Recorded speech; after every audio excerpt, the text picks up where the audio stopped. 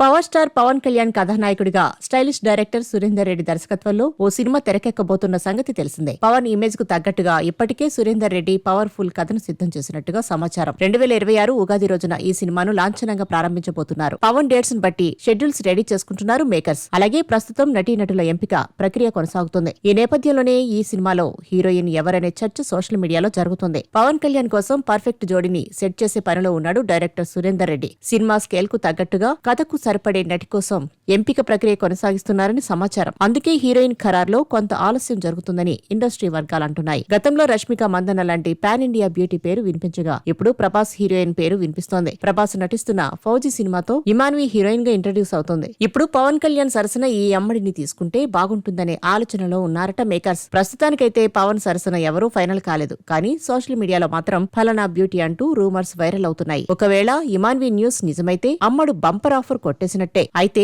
ఇలాంటి విషయాల్లో క్లారిటీ రావాలంటే ఇంకొన్ని రోజులు వెయిట్ చేయాల్సిందే.